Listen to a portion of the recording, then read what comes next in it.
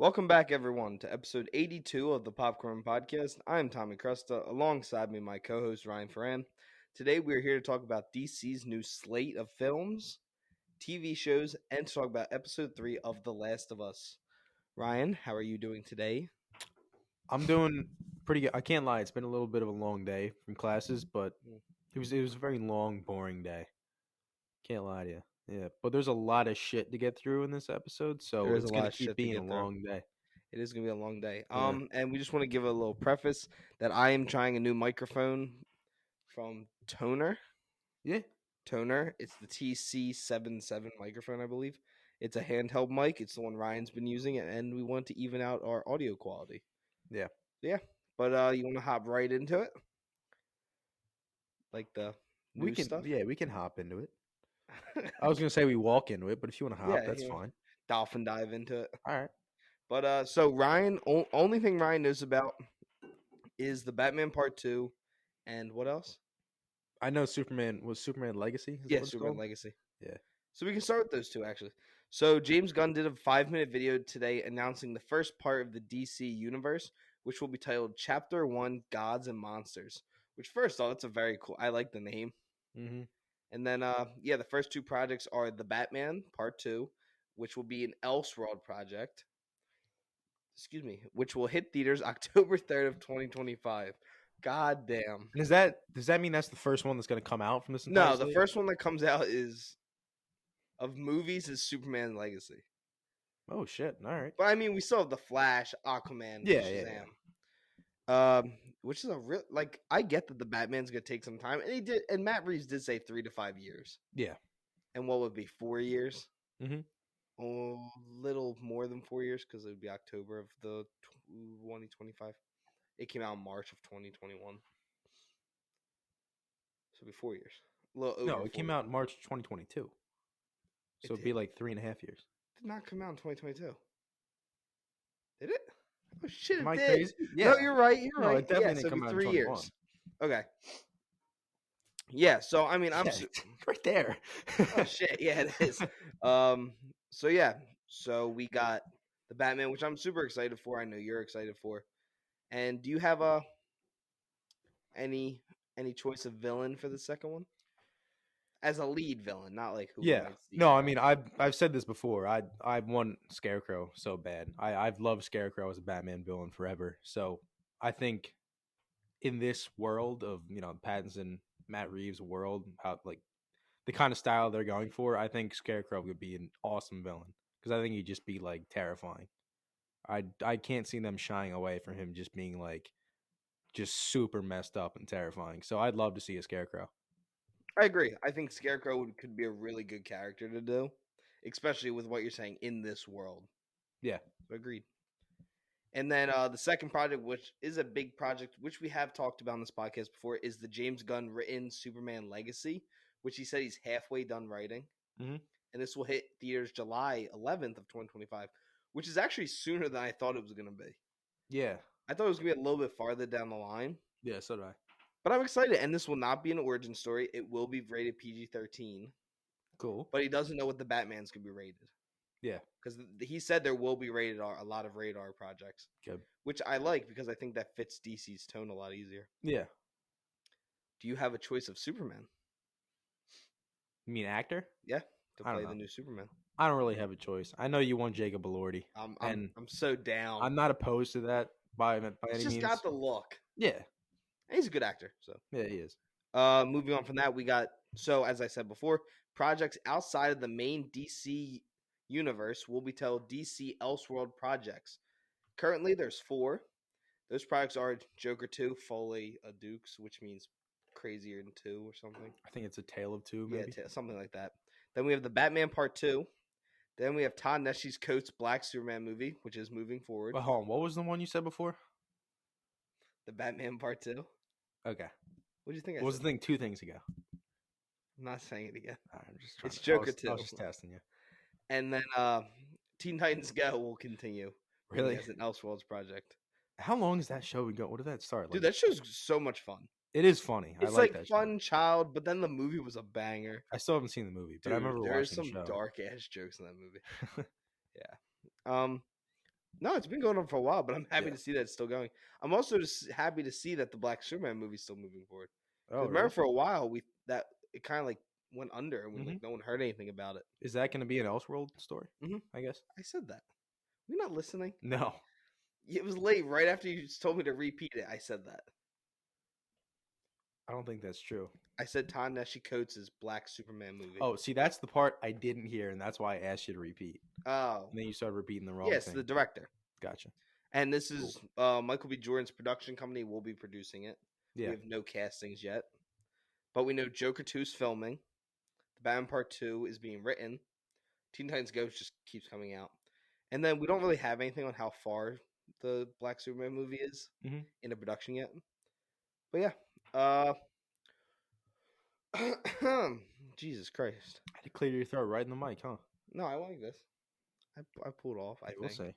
We'll see when I listen to it. This was something I thought was pretty interesting. So characters will be played by the same actors in live action, animation, and in video games from now on. Hmm. So he wants them all to be by the same person because he wants to connect video games, TV, and movies all to the same universe. Yeah. Which is something I'm down with James Gunn. Yeah. No, that's a super cool concept. And then the first thing we're getting from the DC universe is Creatures and Commanders, an animated show that will move into live action at some point. It is pretty much another task force along with the Suicide Squad. Gotcha. But they're all like monsters. Gotcha. It's going to be a 7-episode animated series that's already written and edited, like art's done, but they just need to actually do the recordings. Yeah. And I'm excited for that because he said it's going to be like an MA rated like show. Yeah. Like kind of like Harley Quinn is. Yeah. Sort of. It looks like it's going to be a little more like anime style artwork. Gotcha. From the art that they released. Our first live action project will be the Amanda Waller Show, happening at HBO Max with Viola Davis in the lead, and will work alongside the Peacemaker Squad. What are your thoughts on that? I'm sorry I yawned. I'm happy with that. Viola Davis is a great Amanda Waller, so the fact that she's sticking around is great. And all the supporting cast from Peacemaker was fantastic, I thought. So if he's keeping those guys around, I mean, I guess it's just going to be kind of another like same thing they were in Suicide Squad. I'm assuming maybe. Yeah, no, I think it's the same kind of gig. Yeah, so that could be cool, especially after the events of Peacemaker, where she got in trouble. Mm-hmm. It's gonna be cool. No. Now, this is something I was excited to tell you about because Ryan has only, as we talked about, only seen the Batman Superman stuff. Yeah, we are getting a Lanterns TV show, which was originally Lanterns Corps. Mm-hmm. But now it is going to be an HBO Max exclusive series with Hal Jordan and John Stewart as the leads.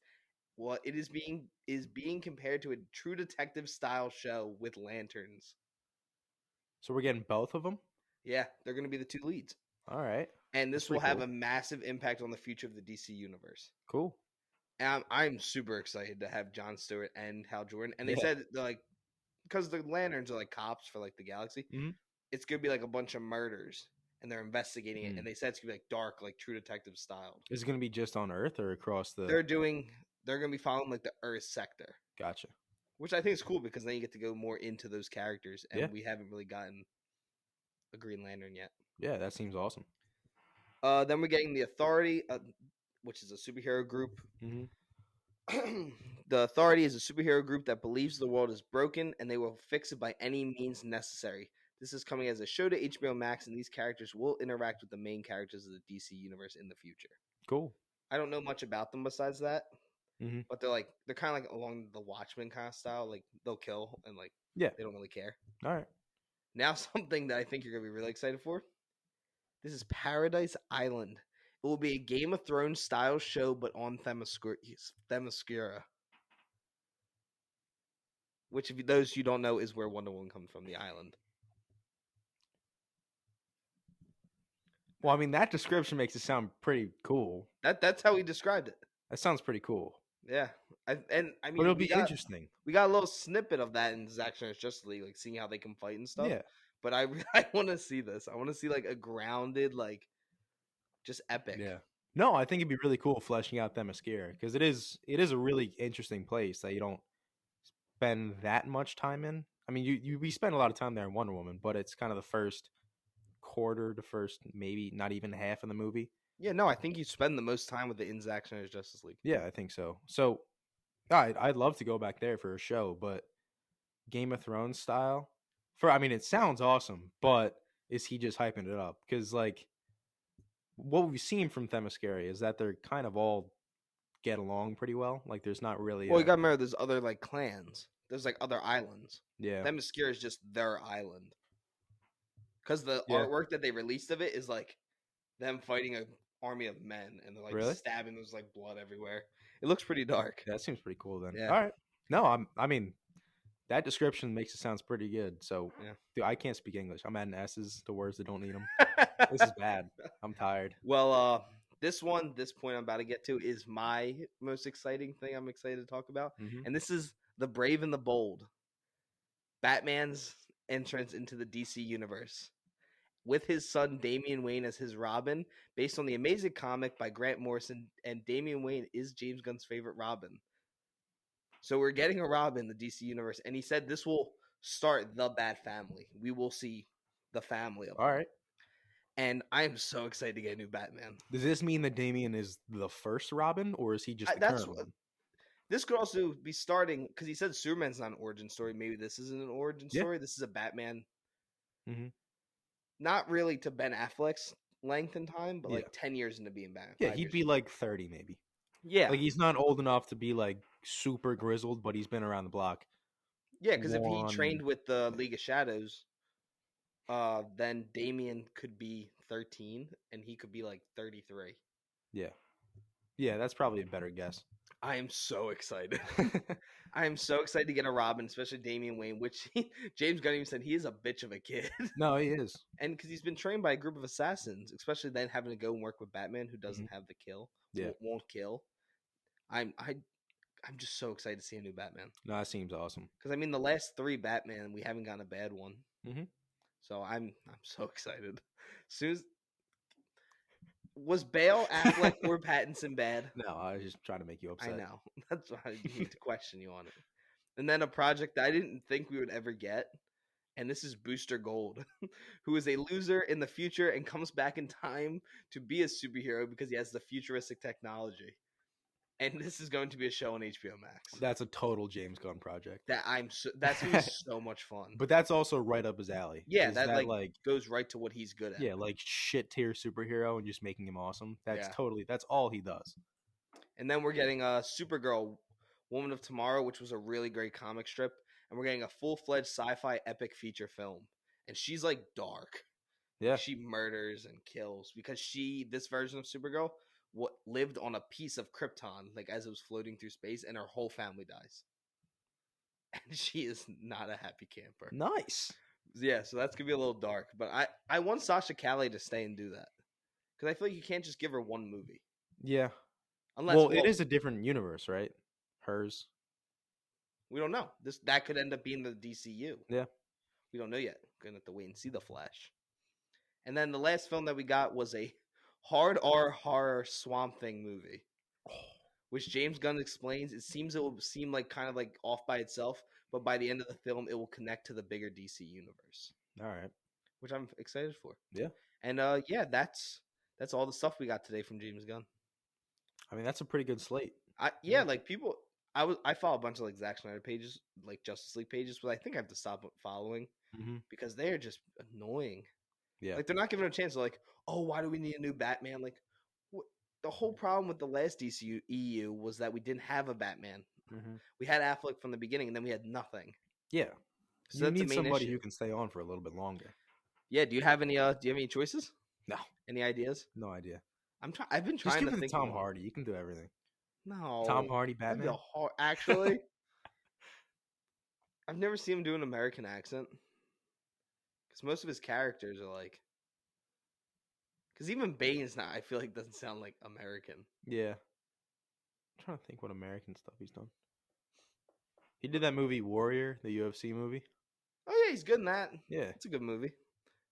Dude, Tom Hardy actually might be a cool Batman. You'd be a sick But I feel like that'd Batman. be kind of along the same lines as Ben Affleck styled. No, yeah, that was That's a just lot like I was like half joking when I said that. I have no idea who he Dude, was. Nicholas Holt. He was a finalist for the Batman. Yeah. Yeah, I think I'd want a tall Batman. Yeah, I No like. offense to Tom Hardy. He's No, not the I just tallest man. like the taller Batman. Yeah. We got Pattinson and Affleck, and I think they look the most intimidating in the Mm-hmm. suits. Yeah, outside of that, we got our first poster for the live action One Piece show, which will set sail in 2023. This is on Netflix, and this show is one of the biggest budgets of the year. And a lot of the time, anime to live action is terrible. But if you're gonna do one, I think One Piece might actually be the best piece to do it with. Yeah. I can't lie. I don't know the first thing about One Piece. They're treasure hunters. That's it. Yeah, they're cool. Okay. I thought it was just like a kind of one of those crazy like Dragon Ball type anime. So when I saw the pirate ship, I was like, "What the hell is No, this?" they're like treasure hunters. Oh, I don't watch The anime. anime I don't has know. like thousands of episodes. That's the one with like Yeah, a lot. I'm Yeah. gonna watch it. I'm gonna watch the entire thing. I'm never gonna speak to you again. Nope. Yeah, There's no more podcasts once I start basement. One Piece. I'm gonna walk down. You're gonna be like Swamp Thing, just covered in moisture and grease. It's disgusting. I'm like the poles in Philly. There's just 1,000 Uber Eats bags in your basement. I'm on episode 25 already. I gotta keep going. Oh, next we got a new poster for Creed 3, which hits theaters on March 3rd. Mm. And then me and Ryan are going to see that, and then the next day drive 10 hours down to South Carolina. Yeah. What time do we gotta be there by? What time? There's no actual like set time to be there by. You want to leave it like 2 or 3? Do you know how late we begin? Well, I'm gonna wake up at noon. No, you're not. Because I'll just drive to your house and wake you up. Yeah, that's fair. Something I'm excited for. I don't know if you saw it. Bad Boys 4 is officially in development with Martin Lawrence and Will Smith returning to the roles. I did see that. With the directors of Bad Boys 3 coming back. Yeah. I thought Bad Boys 3 didn't do well. Dude, it got great reviews. Did it? I didn't see it, so I don't know. Me and Matt saw it. It was actually really good. I think it's the best one of the 3. Gotcha. Yeah. And then I think it's our last bit of news. Yeah. Every year the Rotten Tomatoes gives out 5 Golden Tomato Awards, which are for the best. These awards are given to the best actors and actresses who've had the best years, and the winners were Michelle Yeoh for Everything Everywhere All at Once and the Oscar nomination, Jenna Ortega for Wednesday, Scream 5, and X, Ethan Hawke for Moon Knight, The Black Phone, The Northman, and the amazing docuseries The Last Movie Stars, Colin Farrell for The Banshees of Inisherin, After Yang, 13 Lives, and of course The Batman. And the final winner is the creator, writer, and star of Abbott Elementary, Quinn Brunson. Congratulations to all of our winners. Nice. Anything to say about that? No. No. All good. I think I'm pretty good. Ready to go into They sound like they deserve it. Colin Farrell, that's insane. He did 4 projects and nothing below an 80. Yeah. Colin Farrell's great. I mean, same with Ethan Hawke. I mean, Moon Knight, The Black Phone, The Northman, all very good. And then, Did you watch it yet, The Last Movie Stars? The series? Really good. No, I haven't watched it. I think it's 100%. Really? It's very good. Nice. But, yeah, you ready to hop into The Last of Us, episode 3? Yeah. Well, I've taken the helm for the first part of the news. I think you should take the helm for the review. Well, first of all, I want to add another bit of news. Star Wars Jedi Survivor got delayed a little bit to April 28th from March 17th, which means it's no longer dropping the day before my birthday, which kind of sucks. Oh, that's so sad. That kind of sucks. But, I'll get past it. I'm excited for that game still. And we got the first poster for Fast 10. Yeah, Vin Diesel praying. Yeah. I still haven't seen a single one of those movies. Wait, I thought you saw the last one in the theaters. No. Oh, I've never seen you the and Fast Ant and saw Furious it. No. Oh, we gotta watch them. Yeah. Dude, those are good movies. No, I want to watch them. I just haven't. Like the middle ones, I think are the best ones. The ones that they kind of stopped trying to be serious and just had fun. Yep. Yeah. Those are the ones. Yeah. Well, if we want to get into Last of Us now, I can start off by saying that Episode 3's viewership is up 37% from the premiere, which is insane. I thought it was 37% from the second one. No, I saw it from the premiere. Which makes, if it was 37% from the 22% jump from the first one, that would be crazy. What are you looking at? Nothing. But you wanna start us? Yeah. No, you're great. I think it's just 37 from the premiere because the 59% jump from the premiere would be crazy. No, you're good. No, I Yeah. believe you. All right, but I was just looking at if I missed any news or anything like that. no, I just hopped on IGN real fast. I haven't. I'm all good. That's it. I think we're caught up. I think we're good. Yeah, this episode. I'll just start off by saying it was very, very good. Oh, we You know? forgot to talk about Annie Weschering, who played Tess in the game. She passed away. Oh yeah, That's very sad. yeah, it is sad. And they had the in remembrance of before the start of the episode. Mm-hmm. Yeah. You're good though. All right, but well, just to start off, this episode is very, very good. I mean, I wasn't expecting it. Of course, I didn't again play the game at all, so I didn't know what to expect. But I thought Bill was kind of just the comic relief character in the game. That was my perception of him going into it. And this episode, very, very different from the games. It's the biggest deviation from the games that they've had so far. And I don't think anything's going to beat this deviation in terms of how big it was, but I think they did a very, very good job. Without getting into spoilers yet, this episode just did a lot to flesh out Bill and Frank's whole story. That was kind of the point of the episode. They kind of strayed away from Joel and Ellie's story for a little bit, even though they were in, I think, 27 minutes of the episode. So it's not like we didn't get any of it. But the main focus of this episode was Bill and Frank's story. And I thought it was very, very well done. You know, I like that they, because I mean, especially with such a famous adaptation going from, I mean, one of the best games of all time. Yeah. And deciding to add a whole episode to something that's not even part of the game, because it is completely different to what happens in the game. Yeah. And I mean, it goes through what, 17 years? Yeah, 2003 to 2023. And I mean, yeah, it was such a huge 20 years. No. 2003 to 2023. Why did I think it was 17? I don't know. No, but this episode did a really great job. It swung for the fences doing this. Like they knew probably this episode was coming out, like this could make or break the whole show. Yeah. Because if this doesn't do well, you're really going to piss some people off. Mm-hmm. But everything I've read so far, the reviews have been extremely positive. Yeah. And I mean, it got a 10 on IGN, correct? This Yeah, episode? this got a 10 on IGN. I've seen very few people who were just kind of upset that they changed so much from the games. But at the same time, when you have the writer from the games writing this episode, you can tell like Neil Druckmann wanted to do this. This wasn't just to kind of change it and make the story different. It was to change it so it fit television better, which I think it did. No, I thought this episode was great. I think it's probably the best episode of the season so far. Yeah. And it had nothing to do with the game. Yeah. Like it was its own little world for the episode. And I loved it. And the show continues to do such a great job with de-aging and aging up characters. Because, I mean, they're aging up Pedro Pascal this entire show. And they get to see him without any of the makeup on for like 5 minutes. Yeah. And it's one of the better scenes in the whole show. Mm-hmm. Yeah. I think that's what TV can do so much better than games. Because games, as much character development as you get in them, it's all through dialogue while you're playing the game. You don't really see like physical acting for most of the time. There's a lot of cutscenes and stuff, obviously, but when you're playing the game, it's more just dialogue driven, and you lose out on a lot of these slower paced kind of scenes, or the length of an episode, because you need gameplay and action to keep the player of the game into it. That's one thing that I think the TV show is doing so well, is cutting a lot of that action and making the show more character driven than the game was. Because I'm doing exactly what you do. I'm rewatching as we talk about it. Mm-hmm. The whole beginning of the episode is just Ellie and Joel just walking. Yeah. And it was my favorite Joel and Ellie stuff we've gotten so far, because it actually let the characters breathe a little bit by themselves. Yeah. When, yes, I love Tess. I love Anna Torv as Tess. But I felt like it was good to finally just get them by themselves alone. Yeah. Because that's what the story ends up being. Mm-hmm. Yeah.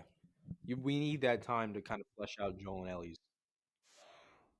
relationship, which I think they really did in this show. I love when she's like, "What's that scar above your eye?" He's like, "Did you fall down the steps?" He's like, "No, I didn't fall down the steps. I got shot at, and the guy missed." Yeah. But no, even through just I think it's like 20 minutes, maybe it might be even 15 before they cut away. Mm-hmm. But just in this little time, you can even see that Joel does want Ellie to be safe, and he doesn't want her to see certain things. Yeah, because he's still seeing her as a girl, as like a little kid, which she is. Yeah. And again, to anyone who hates on Bella Ramsey, fuck you. Because she is proving again and again to me that she was the perfect choice to play Ellie. Yeah. She might have not look exactly like her, but she acts. I said to you while we were watching it, Mm-hmm. she acts. She has all the mannerisms that Ellie has. Yeah, no, she acts perfectly. And she never even played the game. Yeah. And they weren't allowed to play the game. Yeah, he like when told they were them getting not ready to. to film it. Yeah. He's like, I don't want them to be acting as them. I want them to play this character that they're reading. Yeah. Which is a testament even more to the writing, which is just that good. They're basically playing the same character without even trying to. You know No, what I I mean? agree. So, yeah, I mean, Bella Ramsey's acting as Ellie, and same with Pedro Pascal. It's just the acting is perfect. Like we said in the last episode, I think, you don't have to look just like the character. You need to act like them. That's the more important thing. That's where Yes. the character comes from. So they're both doing really, really great jobs in this. And I love the scene when they get to the like the old gas station. Yeah, And she that's where starts I'm. playing Mortal I'm Kombat. at that point right now. Yeah. Yeah, and she starts like talking about the video game and stuff. He starts talking about Melina. It was awesome. And then when she goes down into the basement. That was a frightening scene. Yeah. I don't like these things. Mm-hmm.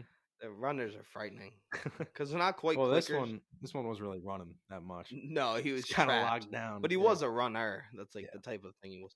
And I want to. Someone asked me about like what's the difference between each one? Is like how they get infected. It's literally just how long they've been infected. Yeah. Runners eventually turn to clickers. Yeah, it's just how long. an evolution. Yeah, it's how long the fungus has had time to take over the whole body. Because you can see like even the one that she stabs eventually in the scene that we're talking about where it's trapped.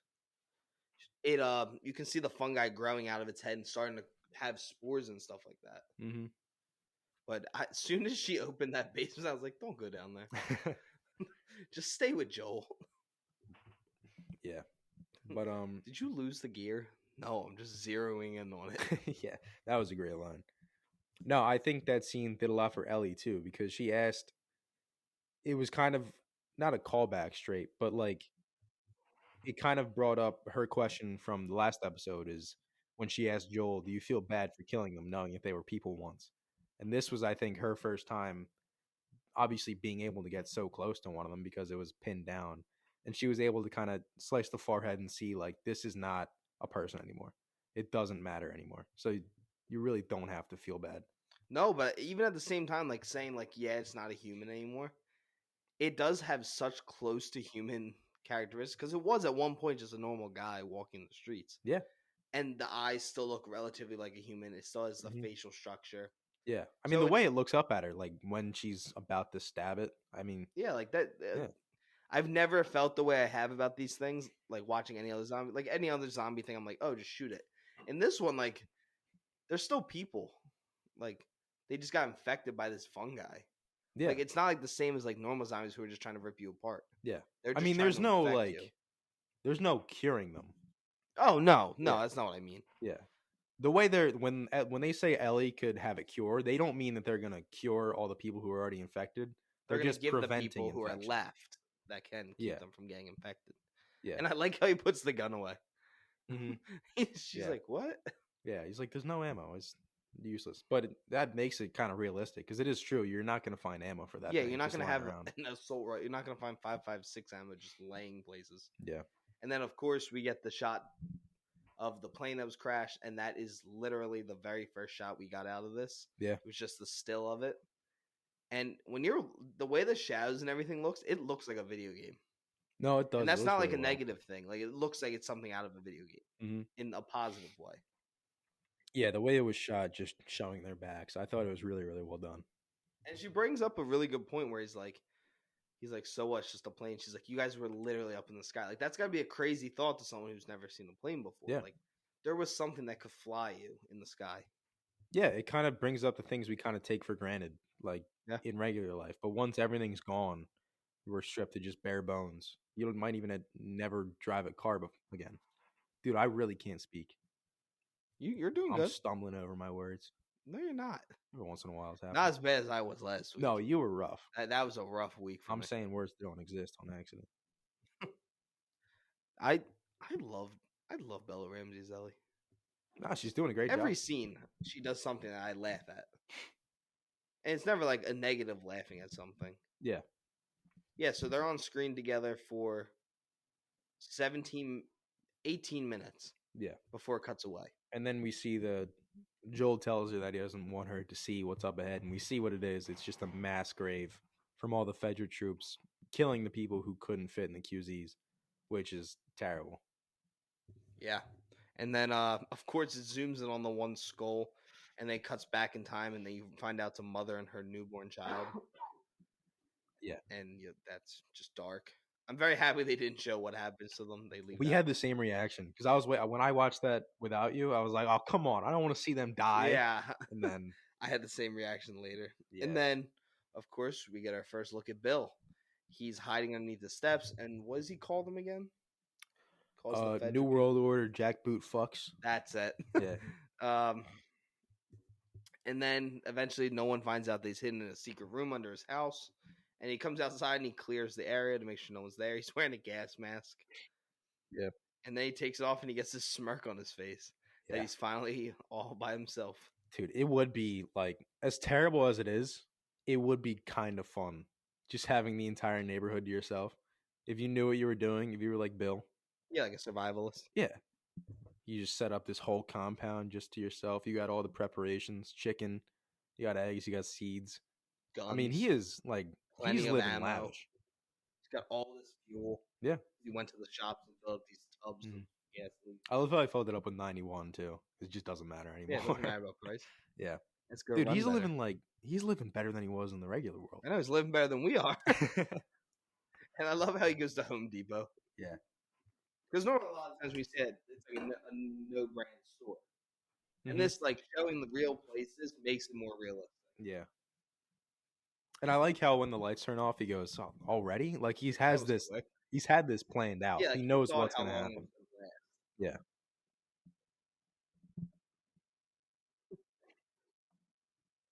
He turns on all the water so we can still shower, use water and all that. Yeah.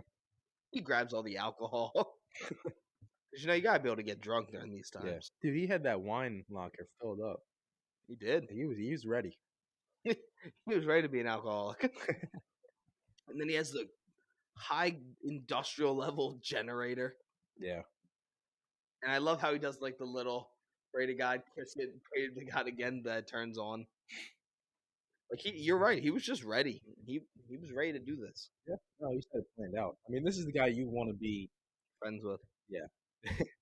My neighbor across my street is like this. Really? Yo, if anything goes down, I'm going to their house. They got guns on guns on guns. Yep. Yo, my family screwed. We go through food. Like my mom goes food shopping on a Monday and spends like $300. It's gone by Thursday. Oh, yeah, it's bad. If you get a bag of chips in my house, it's gone. It's gone. An hour. That's all you eat. That is true. You'll snack and then not eat for a year. It's true. But no, I love that it shows. Yeah, as you're saying, he has the chickens, he has the vegetables, he's got all this land. The man's even aging meat. Yeah, he is literally aging meat during an apocalypse. Dude, I love it. It was so funny. It was just such an. I like the whole compilation. Oh yeah, and the songs were great. Yeah. And I forget the first song, but then when White Room came on. Yeah. It was so perfect. And then he gets an alarm, and we see that he has these traps that kills the zombies. Mm-hmm. It's like a revolving shotgun that he put into the tree. And then he's like, it never gets old. And then eventually he sees that there's actually something fell into one of his holes. Mm-hmm. He goes, and it's Frank. Yeah. And in the games, this is for people who watch the games, Frank actually hangs himself in the game, and Bill eventually finds him when he's with Joel. You don't see Frank, right? You see from here up. From here down. Yeah, it's just he hangs himself. He goes, that's Frank. And he goes, who the fuck is Frank? And Bill's like, he was my partner. Yeah. And he said, he's the only person who wear that dumb shirt. So it's very different than what happens in the show. Yeah. But yeah, so then Frank pretty much is stuck in this hole. Bill helps him out. And Bill even has the thing that tells if you're infected or not. Yeah. Dude, he definitely fucked up some Fedra dudes. Dude, 100%. I wanted to see that. I know. It because was crazy. He found this in the first 3 years he got it. Yeah. And then I like how he talks. He pretty much is like, I'm hungry, dude. Like, I just need food. He's like, And I agree with what Bill says. He's like, if I help you, then every single person you talk to will come to me trying to get some food or something. Yeah, which makes, I mean, it's totally true. You can't help everybody for your own sake. So yeah, but then Frank sweet talks him. He's like, I won't tell anybody. Yo, Frank got that Riz. Yeah, it does. Frank a cutie. Frank actually just won an Bro, Emmy. both of them, their beards. Sean was saying this too. Beard game for both of them on point. The Fantastic. hair beards. game's on point too. Yeah. Frank, the guy who plays Frank, just won an Emmy. For White Lotus, right? Yeah, White Lotus. It might have been last year. But I think so. Yeah. I think it was season 1. But then Bill eventually makes him a really nice dinner, serves him a bottle of wine, and Frank says, "I've never met a man that knows how to serve the right wine with rabbit." Yeah. So right away, Frank's in the Bill. Come on now.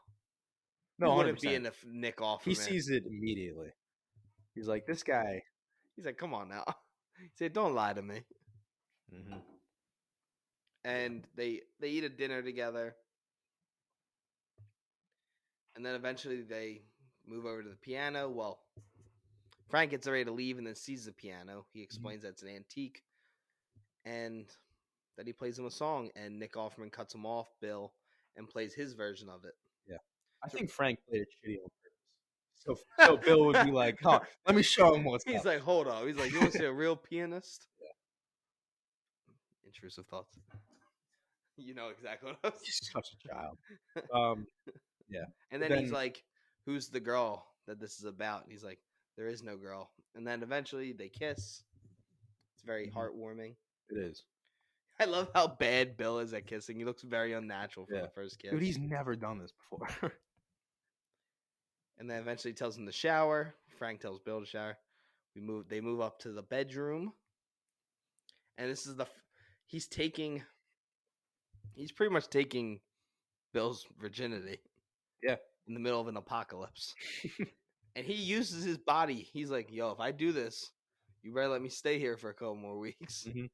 And as soon as Frank goes underneath the blanket, it cuts to 3 years later, and they're in an argument. Yeah. About cutting the grass. Mm-hmm. It is so funny how they go from sex to just screaming at each other. Well, it's been 3 years. Yeah, 3 years, and you're the only 2 people you've seen in those 3 years, probably. Oh my god, I would lose my mind. No matter who, it could be the love of your life, and you're still gonna go a little crazy. So, yeah, but they argue. Frank wants to repaint the houses and take care of all this stuff in the neighborhood, and Bill is totally against it. He just wants to stay how it is. It doesn't matter how things look. We just got to survive. But, and then he's like, but my friends are coming. He's like, what the fuck? Yeah. Dude, I agree with Frank, though. If you got all this stuff, you can go and get some paint. You don't want to make it look terrible, you know? I mean, I don't agree with him inviting people. Oh, yeah. That's I would have shot Frank in the back of the head. Yeah. They got lucky there that it was just Joel and Tess. Yeah, it ends up being Joel and Tess. And it cuts to this. So at this point in the show, it is 2009. Mm-hmm. Right? 2 3-year time jumps. Because it's 3 years and Nick Offerman's by himself, and then it's his first 3 years with Frank. So yep. 2009. So at 2009, and they're having a really nice dinner or a lunch with Tess and Joel. And this is what I was talking about, like de-aging them. Mm-hmm. They look so much younger and happier at this time. Yeah. I love how Bill's just holding the gun at Joel the whole time. Yes, on the table, cocked. Yeah. No, I really enjoyed this sequence. Yeah. And I love the bickering where Tess is like, don't worry, Joel's the same way. And Frank goes, what, a paranoid schizophrenic?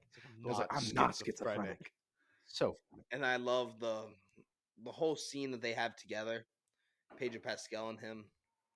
He's like, get that gun out of my face. Yeah. Do you think, you know how he's like, if mine, do you think Joel's like homophobic? Because he seems like a little thrown off by the whole thing. Yeah. I don't think he's homophobic. I think it's more like, because this is 2003. I was watching a video on like Easter eggs. 2009. I meant it starts in 2003. Yeah. Let me cook. Let me finish. Okay, I'll let you cook. I was watching one of those like Easter egg breakdown videos just to see like what I missed in the episode. And the guy made a good point. I watched New Rock Stars on YouTube, which is very good. I think it's the best breakdown stuff. They find everything. They're great. But the guy mentioned that Massachusetts was the first state to legalize gay marriage in 2000. It was either 2004 or late 2003. So it hadn't happened yet. Oh. So I don't think he's so much homophobic or anything. I think it's just It's new. there wasn't gay And he's marriage also yet. from Texas. Yeah, he's from Texas. So it's not, It's a little more yeah. I actually want old to double school, I quote want to unquote. fact check that. I want to make sure I didn't say Well, wrong. they then pretty much Bill sees that he kind of needs Joel because Joe even explains like your fences are gonna corrode, they're gonna fall apart. I can get you high quality aluminum that will last you the rest of your life. Yeah. And then eventually Yeah, after okay. that, Massachusetts, May 17th, 2004. So I was right. Thank you, New Rock Stars. yeah, and then Joel explains. So Joel's on his way out. Tess and Joel are leaving, and Joel and Bill have one last exchange where he's pretty much like, "Be careful, Ravagers are coming, Raiders are coming. Yeah. They'll come at night. They will come Yeah, no they'll matter come what. with automatic Eventually. weapons and all this stuff." And then it cuts another 3 years, and you see that they built a full fledged like wall of cars, Yeah. fencing. Mhm. Like, do not want anyone to come Yeah. through. And Bill and Frank are going for their run in the And afternoon. Bill, my boy Bill's struggling. He is not in shape. Frank's keeping it together, dude. Frank is built like a rock. But Well, Bill is we'll see. you're a child. Yeah. But Bill is dying. He's got cramps. He looks like us running. He's got cramps. And that's me Out of running with breath. the army. Yeah. Some lieutenant be like, "Come on, buddy." I'm like, "No, He's- I'm not built to run." Yeah. But then Frank tells him he's got a surprise for him, and it brings it to one of the nicest moments of the show so far. Frank covers Bill's eyes, and they walk in a little patch, and he reveals that he got some strawberry seeds from Joel, and he grew them. I guess over the past summer, probably. And I love how he's like, I stole one of your guns. Wait, what? Yeah. Which gun? He's like, "It's fine, it's just a little one." Yeah. But even like a gun for the first strawberry you've had in however many years, 6 years, Those strawberries are probably fire. dude, it has to be the best thing they've ever eaten. Because I mean, strawberries are good, but like a strawberry, when you probably haven't had strawberry in years, it doesn't matter Yeah. if it's perfectly ripe or anything like that. Yeah. But I will say a strawberry when it's a little over ripened, Mm-hmm. it's like a little softer. Oh my god! It's a really sweet because the sugar inside's like starting to dissolve. Yeah. It gets really fucking good. Mm-hmm. I'm a big strawberry guy. Yeah, You dude. a fan of strawberries? Yeah, strawberries are good. This scene was just so good. But everything about it, the way they talk to each other, the lighting in the scene, the sun glaring in the background, it was so good. And I love how they start kissing and then they're about to have sex, and he's like, "Oh, not on the strawberries. Yeah, and I Let's like go how home." yesterday I was like, "Wait, not the Yeah. strawberries." And then it goes from such a nice heartwarming scene to one of the most tense scenes in the episode. Yeah, they cut straight to. The Raiders do show up Mhm. in the middle of the rain, at night, and it's Frank's point of view. And Frank wakes up and he's like, "Oh," he's like a little discombobulated. He's just been woken up. And he goes outside, and Bill is just laying hate on these dudes by Yeah. himself out in the rain. And he has the flamethrower, the electric Dude, fences. the traps were awesome. The Traps were saws dope. making the sparks and just the gasoline going.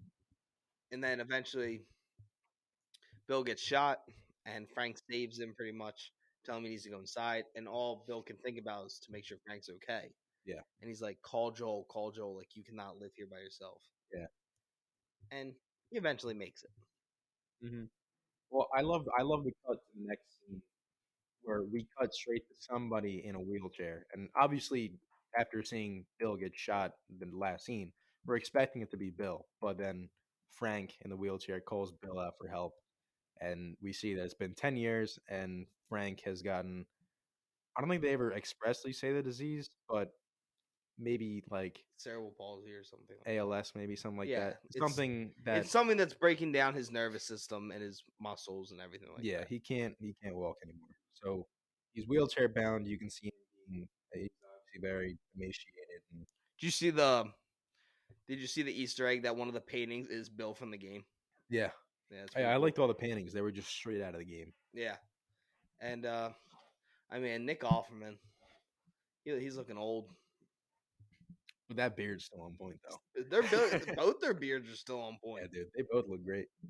They age fantastic. And eventually, they go to bed. Mm-hmm. You see how much of a struggle it is for Bill to get Yeah, Frank into bed. It's hard with the especially at this wheelchair. point. Yeah.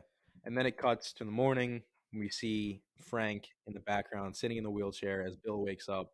And he's like, "What the hell? How did you get in your chair?" And Frank's like, "It took all night. I'm exhausted." Yeah, then Bill freaks out hmm because with a lot of people who are bound to wheelchairs at that point in their lives, if they if they fall asleep in their chairs, they'll stop getting blood flow to the feet, Yeah. and their feet will turn blue, lose oxygen. They'll be in a lot of trouble. So, Yeah, so and he says like, you know what's gonna happen. He's like, it doesn't matter. This is my last day. yeah. So Frank made the decision that this is it. He doesn't want to suffer anymore. He doesn't want Bill to have to suffer anymore. And then we get a really sad scene of them sitting in their living room together. Yeah. And he's pretty much like, it's okay. He's like, hmm are you crying? No. It looks like the way the shadow is, it looks like you're on the verge of tears.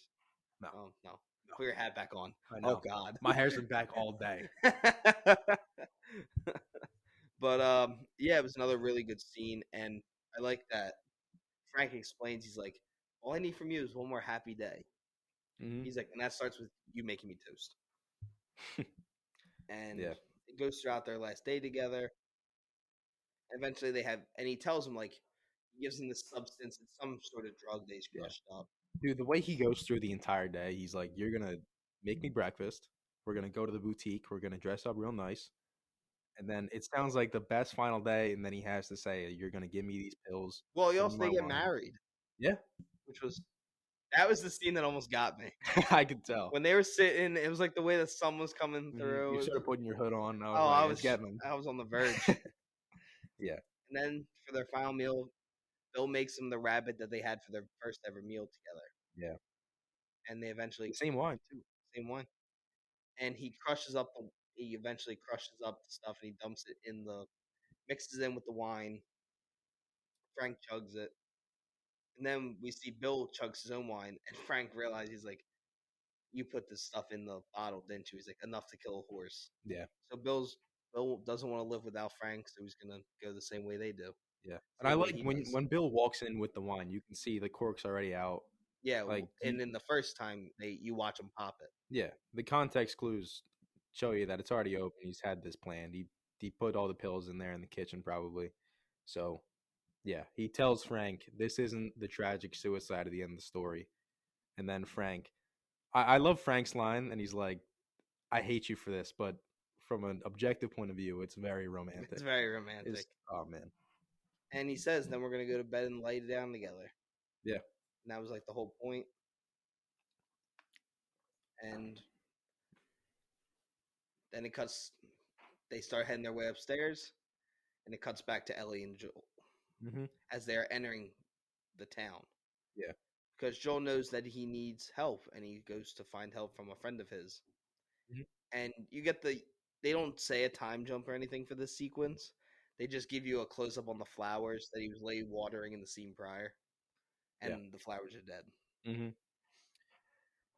So yeah, right away, Joel knows. yeah. I Joel think he knows something's up. subconsciously knows something's wrong. Yeah, he knows that Bill doesn't just leave the things alone. Like Yeah, and the he would have door's known. unlocked.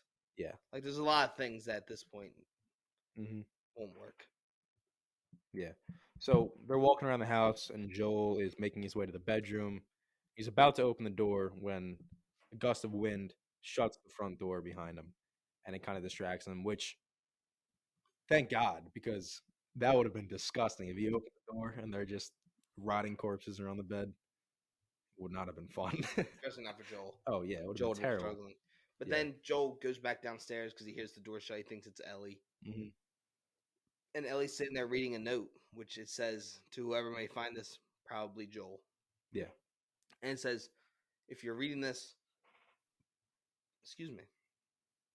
If you're reading this, please do not open our bedroom door. We have left the window open so the house wouldn't smell. Yeah.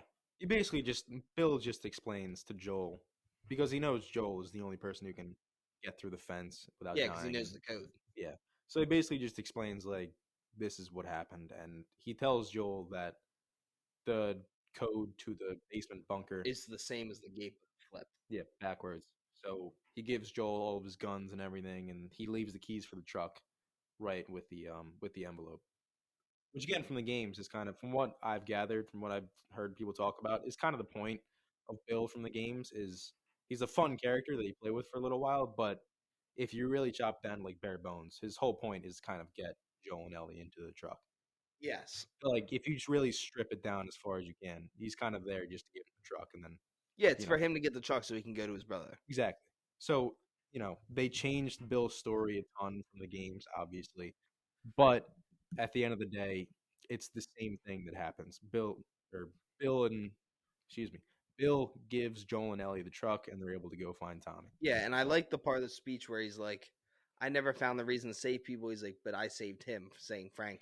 Yeah. And he explains that that's why men like you and me are here. We have a job to do. And God help any motherfuckers who stand in our way. Mm-hmm. And then eventually he says, I'll leave you all my weapons and equipment so you can protect Tess. Because Yeah. at the time when he wrote this, he didn't know what happened. Mm-hmm. And right away, you can see right on Joel's face that he's upset. And this is the most Obviously, emotion yeah. we've gotten out of him so far. And he walks outside to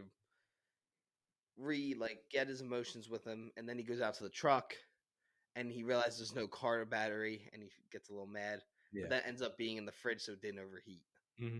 Because Bill knew exactly what was going to happen. Yeah. He's smart. So then eventually they go downstairs, they get guns, they talk about the music, and they take showers, which is their first showers probably in a very long time. Yeah. I love Ellie. She's like, man, you got to take a shower too because you Like, stink. whoo. She doesn't even say you stink. She's just like, whoo. And then she walks out of frame. Yeah. And then she's like, oh, look how nice you look.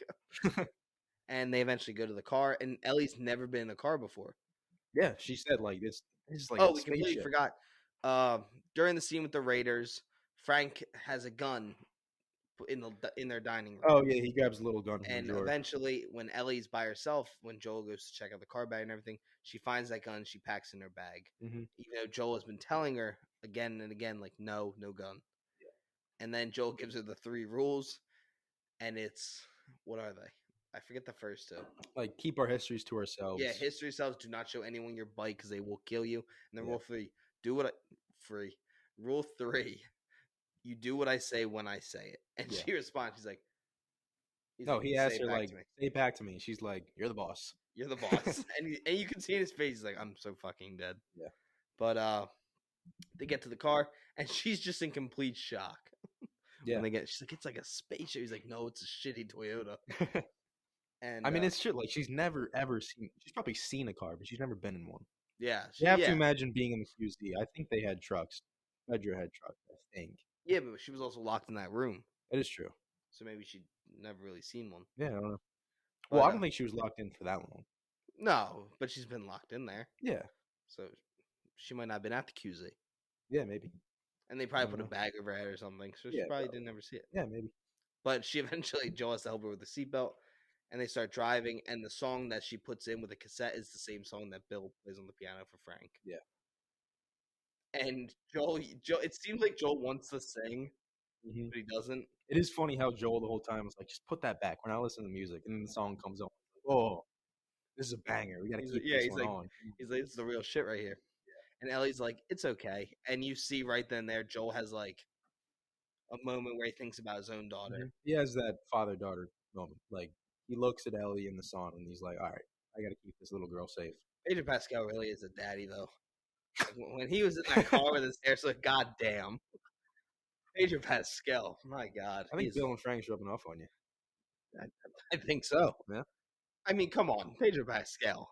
No, he's a good-looking dude. He is, and he's got a great voice with the little Texas twang to him. He does. Woo! Mama. And eventually, the final shot is from the bedroom window. Yeah. As they're driving away, and then cuts to black. Yeah. I love that shot. End of episode 3. But yeah, I think the show is literally getting stronger with each episode because I think every episode so far I've said it's the best episode. Yeah. So it is getting stronger and stronger. And episode 4, from what the trailer showed us, is a key part of the game. Mm-hmm. Like, it's a very important moment because it's pretty much Ellie's first interaction of who's not in the QZ. Yeah. Like the humans that are out there. Mm-hmm. No, the episode 4, for people who have been saying stuff like, why isn't there enough action? I think You're gonna episode get your 4. action. Yeah, you're gonna get plenty of it in this Yeah, episode. So. well, the next couple episodes you're gonna get. Oh Like yeah, at we're this getting point, into like the real deal story. yeah, like this was like building, Yeah, storytelling. Like this was like the part of this was the part of the game where you're still like learning the controls and everything. From now on, it's just gonna be thrown into the world. You're just on your own, basically. yeah. In video game terms, I guess. So I think I would give this episode 10 out of 10 as well. I think it was Yeah. pretty great episode.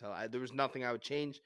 Every episode I think so far I'd probably give them both 9s and then this a 10 Yeah. because it was like little things I could nitpick at. Exactly. I have nothing I could change about this episode. Yeah. I love the idea to swing and go off into some totally different direction, Mhm. and because it gives it the whole show an emotional feeling to it. Like Yeah.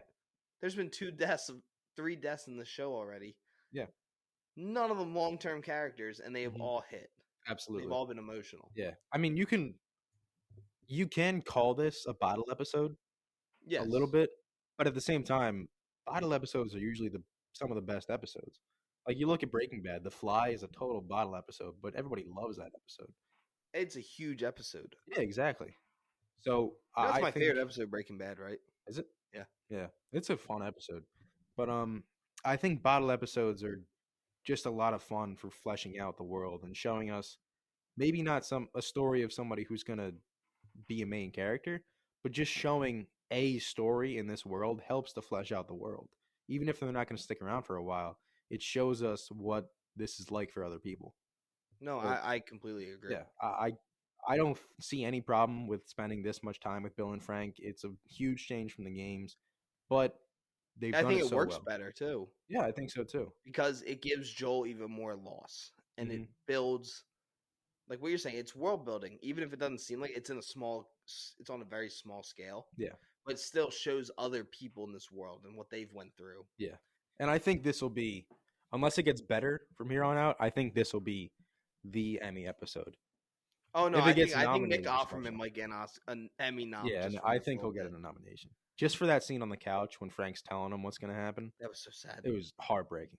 Yeah. Well, but I also love like the acting from both of these guys. They're not like flamboyant gay dudes that we usually see in Hollywood. Like they're just normal dudes who like boys. It's that simple. You know what I mean? Like Hollywood always makes gay characters. I would say like men. That is true. They like men, not boys. Like that's boys true. might be a That's wrong that's good. choice of Colin, word. cut that. Yeah, no, they're just gay dudes. Like me and you are both straight, so we can't really talk that much about this. Speak for yourself. Okay, I'm straight. I don't know about you.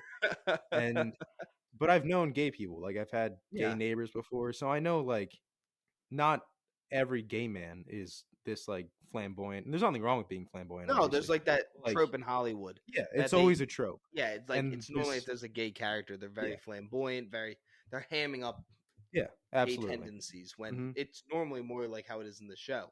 Yeah, they're just normal dudes. So I love both of these performances. I thought the writing was great, and just to have this really quick and simple love story in this one episode, it was done so well. I've never had such an emotional connection to two characters in less than one episode. Yeah, agreed. Yeah. Anything else? No, I think that's it. Okay, so lastly, we love the show, and now we're gonna hop into our suggestion of the week. Come on, man. John Wick 2. That's my favorite one. That's a good one. Yeah. All three of them are great. It's just because we've been going through them. Yeah, and I gotta watch them again with Anthony now. Yeah. Just watched them with Sean because he hadn't seen them the next night. I'm like, you ever seen these? He's like, no, I've never seen John Wick. Fuck. God damn it. My suggestion of the week is That 70 Show, because as I recommended in last episode, That 90 Show, and That 70 Show is on Peacock, and it really is one of the best sitcoms ever. And yeah, just love it. Now we have 7 fan questions. Well, yeah, 7 fan questions. And the first one is, what movies made you the film fan that you are now? This question from Natalie. I'm pretty sure we've answered questions similar to this at some point in the show. I think so too. But I'm gonna assume people when they resend things are newer to the show and stuff like this. Because a couple of these are like personal questions.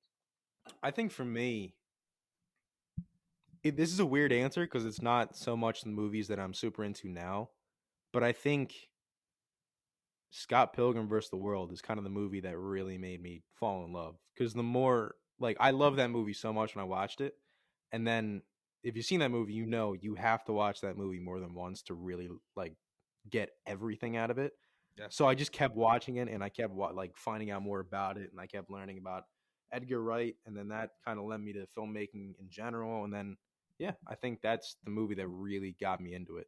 You love Edgar, right? Oh, I love Edgar Wright. He's one of my favorites. Yeah.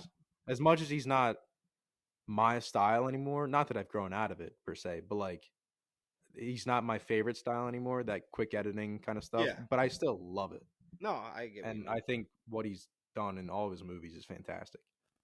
This is a weird one. So I would say the movies that made me into a film fan, like really want to watch stuff, was two movies that aren't critically acclaimed, and this is probably Revenge of the Sith and The Amazing Spider-Man.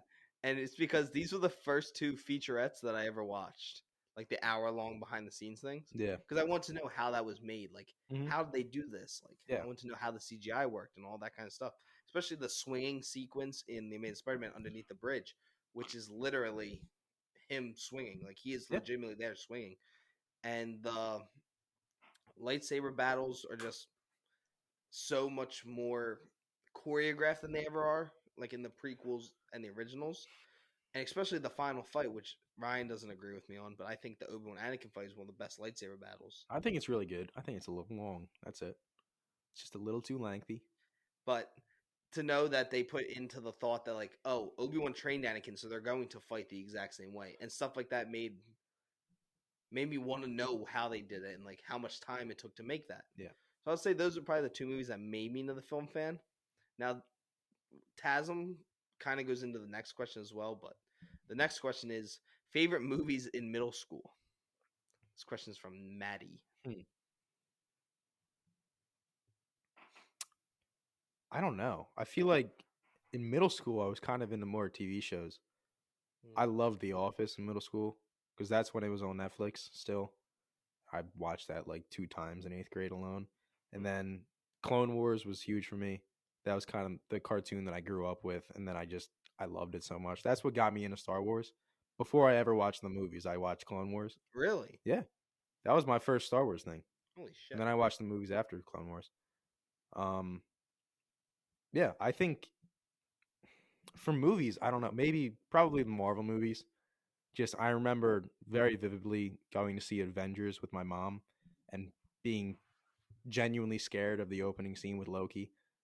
When he starts stabbing dudes, I was like, when "Oh we my were God!" watching it for the Devin Scott episode, you said that. Yeah. That No, when scene- he starts stabbing dudes, and I was like in a theater alone with my mom at like 10:30 in 2012, so I was probably in like what were you, 9? Yeah, Yeah. 9 or 10. So I was still young, and I Yeah, was you like, were a "Oh my kid, God, you were a he's child. stabbing those guys in the chest." Dude, He's so sweaty. phase 1 of Marvel was dark. It was. Because Yeah, when it was we still never thought about that until we rewatched it. And there was Yeah. like the propeller scene in Captain America Yeah. where the dude gets shredded. Mhm. Like that would never happen in the newer movies. Yeah, I think it was more Paramount. Like, not that Disney's totally like nullified it, Yeah. but there's still some dark moments. But I think the Paramount movies, We're a lot darker and yeah, no, I agree. I would say in middle school my favorite movies were The Amazing Spider-Man, Catching Fire, The Hunger Games Catching Fire, The Departed, which is still my favorite movie, yeah, and The Godfather. Mm. Because every year I'd go on this trip with my dad. And I did it 6th grade, 7th grade, 8th grade. It was at Penn State. And it was like this conference you'd have to go to. And it was always the same weekend as the AMC Godfather Marathon. Mm. So I would always just watch it. yeah. But I never saw the third one because I would fall asleep every time during the second one. And I've seen the second one and the third one at this point now. Yeah. But the original Godfather was like, as a kid, I was like obsessed. Yeah. But speaking of shows too, I loved Lost in grade school. I still have yet watched That was my like, in terms of like drama shows, that was my show. I mean, I feel like Lost. everyone was watching Lost. Yeah, but I was watching on Netflix like way after It was on came out. Netflix? Yeah, for a while. It's on Hulu now. So Yeah. I think now that I have the It is ad-free good. Hulu, I think I'm going to watch it. You should. It is good. I know how it ends. Like, I've seen the final Yeah. episode, and I cried. I'd never seen any of the show before. Yeah. It is a Dude, crazy show. I watched the first episode with you because the first episode I've seen the is first nuts. episode. Okay. I'm like 3 episodes in. Gotcha. I tried to watch it before I left for basic training, and I just eventually ran out of time. The first couple seasons are really good. It definitely falls off a little bit because it just gets kind of crazy, but not entirely in a bad way. Yeah, no, It's people still interesting. people still love the show has great reviews. Yeah. I never knew that. Yeah. No, it's still great. Okay, here we go. Question number 3: greatest animated movie. This question from Charlie. I know your answer. Yeah, Spider-Verse is still probably number one. You know mine. I used the monologue in so many. Oh, Under the Red Hood. Batman Under the Red Hood, baby. Jensen Ackles as Red Hood. Yeah. Favorite performance that won an Oscar. This question's from Mark. I have Daniel Day for There Will Be Blood. I think that's just like such an iconic performance in a movie that without Daniel Day-Lewis, no one would have ever watched. Yeah. I might have to go with Hopkins for Hannibal Lecter. That's a good one. Just because he was so good in 11 minutes. Yeah, in so little time, and he was like 11 minutes. Darth Vader's in New Hope for 9 minutes. Yeah. I always get the number mixed up. He was in for 11 minutes, and Hannibal Lecter is now a household name.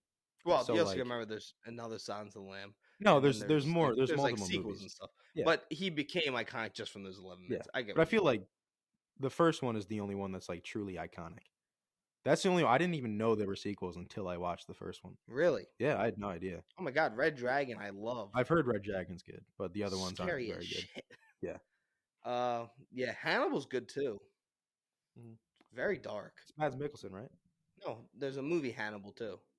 Yeah, but then there's the show, right? Yeah, then there's the show Hannibal with Mads Mikkelsen. Okay. But I'm talking about the movie Hannibal. There's a movie called Hannibal? Yeah, with Anthony Hopkins. Huh. It's frightening. All right. There's a lot of pigs. Oh. Pigs do bad things. Oh. This question's to you, actually, from Teddy. Ryan, do you ever plan on getting a tattoo? I don't plan on it, but I'm not opposed to it. I just have no idea what I'd get. You like Matt? Yeah. Like, I'm not opposed to it if I have a really good idea, but it would have to be a very good idea. Like, it would be something meaningful, which is never going to happen. Question number 6 is, favorite memory together, and how long have you two known each other? This question's from Willa. I don't know when we met. No, I mean, all of our siblings knew each other before we knew each other. Because Grace and Olivia, they met in dance. Did they? Yeah. Great. Joseph and Elizabeth went to school, were in the same grade. Yeah. And Maggie and Annie went to preschool together. So I think we probably met each other. I mean, we both went to St. Francis, so we probably knew each other. I was just, at that point, like, it's like a big 2 years is a big age gap. No, yeah. I would probably say we knew who we were. Yeah. I'd probably say when you were in like 3rd grade, I was probably in like 5th grade, we were like hanging out. But it's also a testament to how long we've known each other that we don't remember. Oh, like, yeah, no, it's been a long time. Yeah, we've known I've known you since you were like in kindergarten. Yeah, we've known each other forever. But we started hanging out once you hit like 3rd grade, 4th grade, probably. Yeah. Once we both could like play sports together, that's like when it became like a possibility. Yeah. And then, okay. This one is best film podcast besides our own. We don't even think ours is the best. No. I mean, I think it's Nerd Soup. Yeah, for me, it's Nerd Soup. Raiders is like right below them. I love those guys. Yeah. I feel like I listen to Nerd Soup the most. Yeah, but I would say Nerd Soup because I think Nerd Soup really gave us the idea to do it. Yeah. Well, no, you didn't listen to Nerd Soup. The first time you listened to it was on the way back. I didn't listen to film podcasts. Yeah, I love film podcasts. Yeah, I wasn't super into podcasts yet, and then I was like, I'll try it, and then I got more into them. Yeah. And then we did one, and then we listened to them for 11 hours straight. But yeah, anything else you want to add? No, I think it was a good episode. How long was this? It was like an hour. Hour 9 minutes. Pretty good. Doing good. Well, thank you guys for tuning into the episode. Make sure to like and share the podcast. Continue following us on TikTok and YouTube because we're getting followers there now and plenty of views, which is always good. And had one of our better months this month. And so make sure to continue listening on Apple Music, Google Podcasts, Amazon Podcasts, anywhere you can find podcasts, even on YouTube now. And thank you guys for tuning into the show. And next week we will be reviewing episode 4 of The Last of Us and whatever news comes out. Yeah. So Ryan, I'll give you the last words. See ya.